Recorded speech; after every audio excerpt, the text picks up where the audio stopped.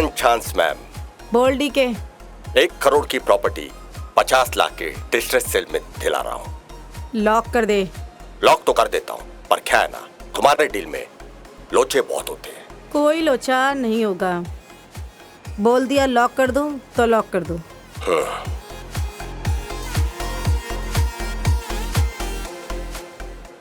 Cutie pie, cutie pie, cutie pie, cutie पाई।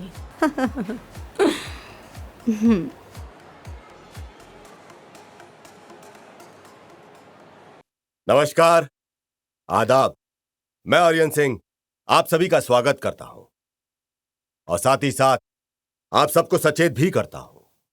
वैसे तो मनुष्य एक सामाजिक प्राणी है, पर हमारे समाज में कई ऐसे प्राणी भी हैं जो अपना हित पूरा करने के लिए औरों का अहित करने से नहीं कतराते। कुछ तो ऐसे भी होते हैं जो अपनी नाजायज आदतों का खर्च उठाने जुर्म के रास्ते पे चल पड़ते हैं, और वो अपनी साथ चलने वाले राहगीरों को भी लूटने से कतराते नहीं हैं। लेकिन एक बात याद रखिएगा, जुर्म के रास्ते पे चलने से शुरू में अगर सफलता मिल भी जाए, फिर भी अंततः उसका अंजाम हमेशा बुरा ही होता है। आइए इस कहानी द्वारा एक उदाहरण हम देखते हैं।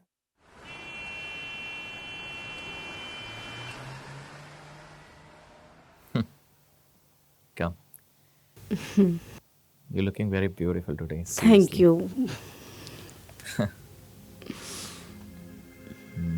This is very nice, please. Yeah. Come. Come inside. Where you want to sit?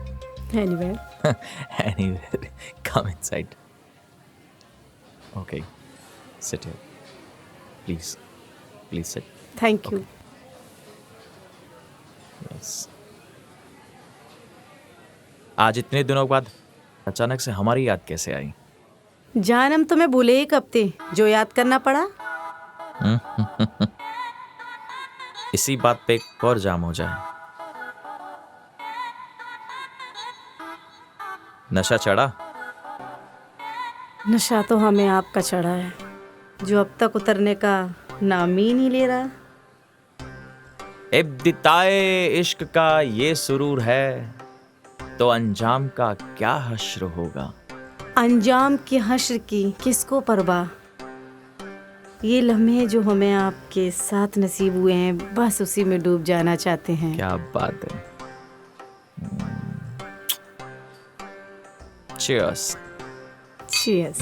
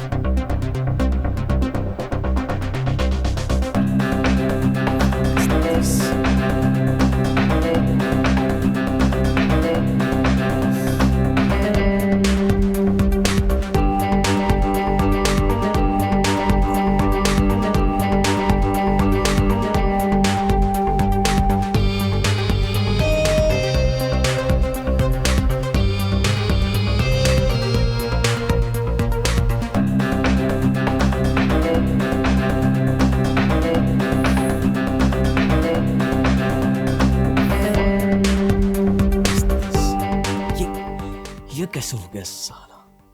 किसने किया ये? तुम आ गए मेरे पैसे लेके।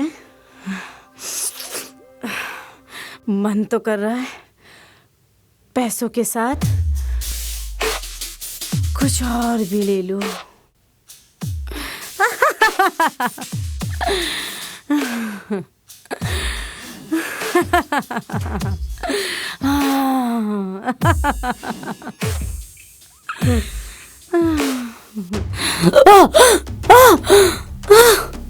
क्या कर रही है? छोड़ो मुझे।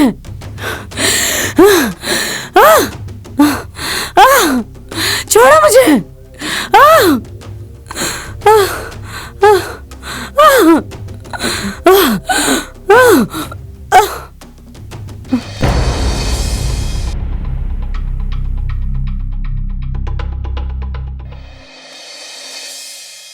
संगीता एक महत्वाकांक्षी और जिंदा दिल लड़की थी, पर अब वो मौत की आगोश में थी। संगीता की मौत से पहले पुलिस स्टेशन में एक अज्ञात नंबर से एक एमएमएस भेजा गया था, जो एमएमएस संगीता का अश्लील वीडियो एमएमएस था। आइए देखते हैं कि यह माजरा क्या है।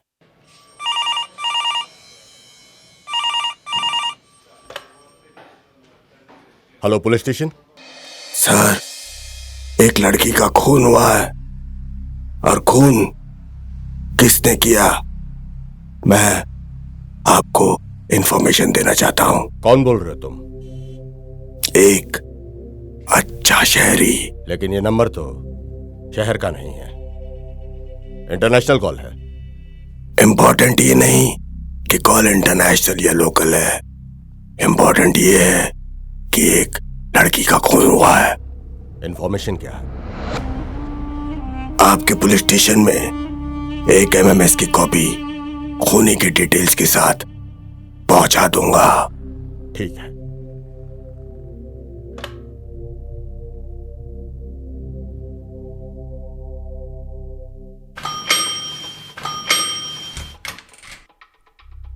तुम ही विशाल अरोरा हो? जी। हम तुम्हें संगीता बजाज के खून के जुर्म में अरेस्ट करने आए हैं। क्या? साहब, मैंने कोई जुर्म नहीं किया है।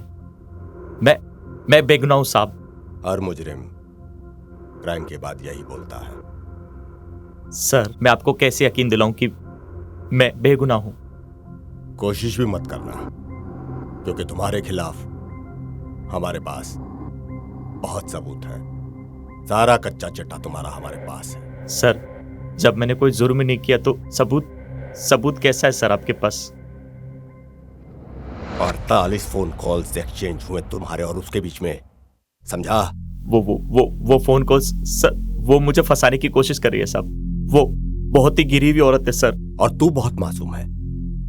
तेरी मासूमियत का सारा कच्चा चिट्ठा हमारे पास पड़ा हुआ है।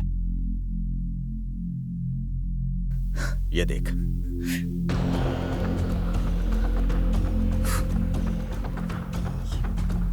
देखा तेरी मासूमियत? ये आपको कैसे मिला? सवाल मत पूछ, ये काम हमारा है। जिंदगी भर कान से सुन नहीं पाएगा। बताता हूं सब कुछ सच बताता हूं। वो क्या है ना, संगीता और मैं कॉलेज में एक टाइम पे गर्लफ्रेंड बॉयफ्रेंड थे सर। उसके बाद हमारा ब्रेकअप हो गया, और उसके बाद उसने काफी अरसे के बाद मुझसे कांटेक्ट किया था सर। और हाँ, मैं मिलने गया था सर उससे, और हमने एक पार्टी भी की थी सर, और हमारे बीच में फिजिकल रिश्ते भी थे सर। पर अगली सुबह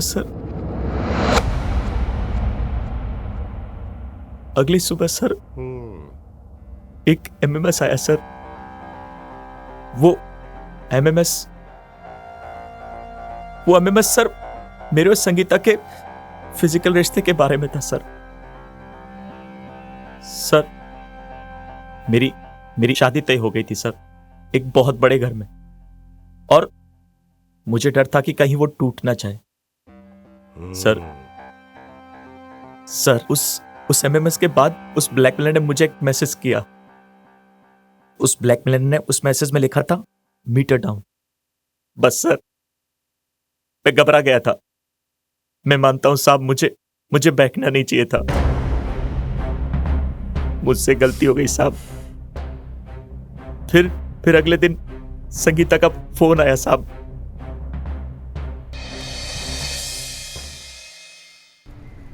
हाँ संगीता, मुझे एक एमएमएस आया है। तुम्हें भी आया है? मतलब? मुझे भी आया है, और एमएमएस भेजने वाले ने मुझसे पैसे मांगे हैं। शिट। विशाल, कि तुम मुझसे मिल सकते हो अभी? हाँ, मिलता हूं। ओके, थैंक यू विशाल। अगर ब्लैकमेलर ने मेरा एमएमएस वायरल कर दिया तो मैं कहीं की भी नहीं रहूँगी, किसी को मुंह दिखाने के लायक नहीं रहूँगी। मुझसे बहुत बड़ी गलती हो गई। कितने पैसे मांगे उसने तुमसे? 5 लाख।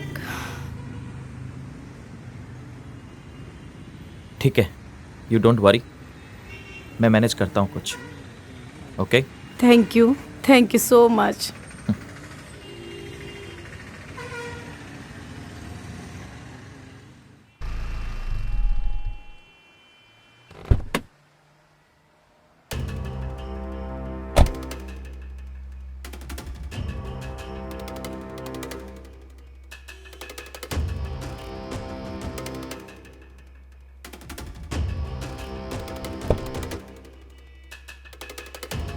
ये लो पैसे। Thank you. आओ मैं तुम्हें छोड़ देता हूँ। नहीं थैंक यू, मैं चली जाऊंगी। Okay okay, you go safe. Bye. Bye.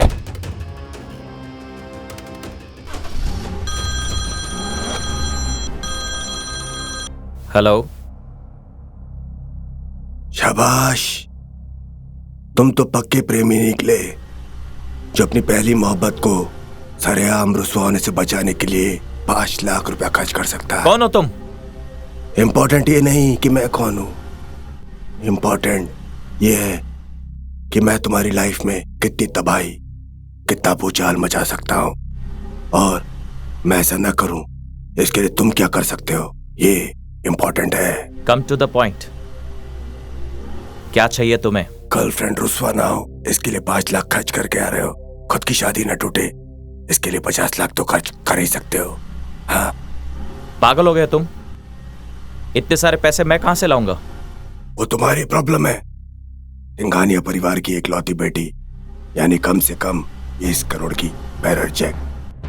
अब 20 करोड़ पाने के लिए 50 लाख की इन्वेस्टमेंट ज्यादा तो नहीं है। सोच लो, मैं तुम्हें 24 घंटे का समय दे रहा हूं, सिर्फ 24 घंटे। उसके बाद एमएमएस नेट पे वायरल हो जाएगा। इस बात की क्या गारंटी है कि तुम मुझे फिर से ब्लैकमेल नहीं करोगे? मैं टीवी या फ्रिज नहीं बेच रहा जो तुम्हें गारंटी दूं, पर साहब, बेईमानी का धंधा भी हम ईमानदारी से करते हैं। It's a gentleman promise. ये फाइनल सेटलमेंट होगा। कहाँ मिलना है तुम्हें? मैं मिलूंगा नहीं, तुम्हें पैसे मेरे बताए हुए पते पर रखना है। उसके बाद तुम भी आजाद और हम भी फारी।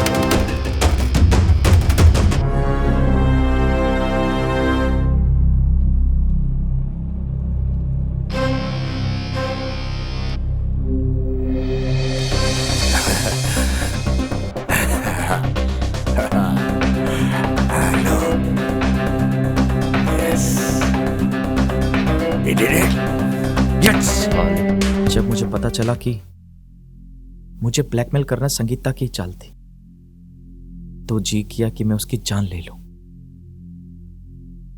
लेकिन सर, मैं आपको कैसे यकीन दिलाऊं कि मैं क्रिमिनल नहीं हूं? मैं एक आम परिवार का आम आदमी हूं। हम गुस्से में बदले के लिए खून करने की कल्पना कर सकते हैं, लेकिन किसी का खून नहीं कर सकते। तुम सच कह रहे हो या झूठ, यह तो इन्वेस्टिगेशन के बाद ही पता चलेगा।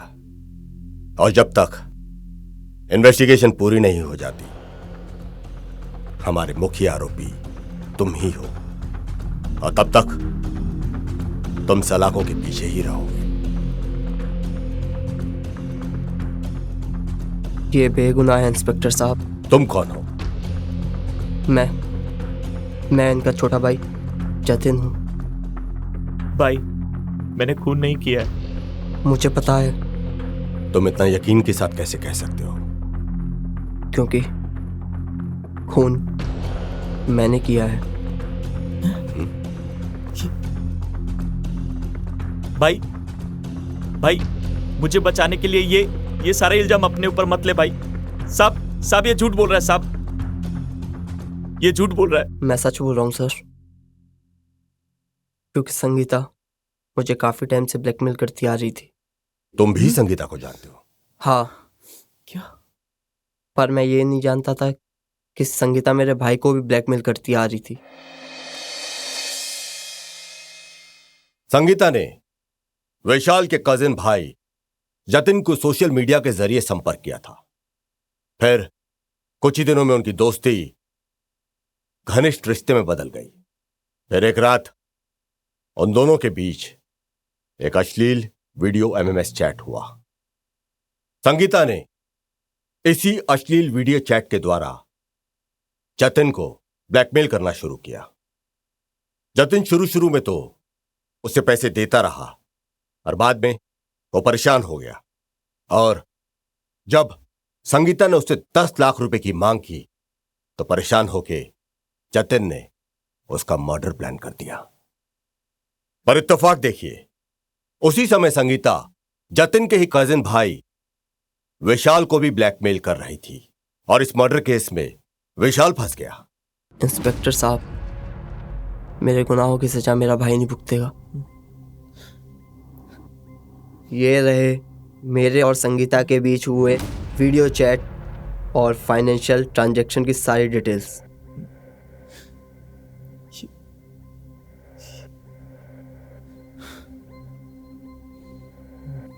क्योंकि इसने अपना गुनाह कबूल कर लिया है, वो भी सबूतों के साथ, तो अब ये हमारी हिरासत में रहेगा और तुम फिलहाल के लिए रिहा हो।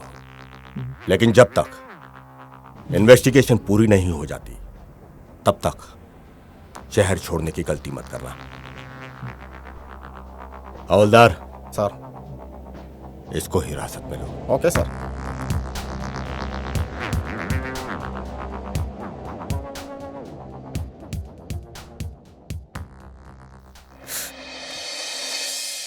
इस बारे में कोई शक नहीं कि सोशल मीडिया के जरिए पूरी दुनिया हमारी जद में आ गई है।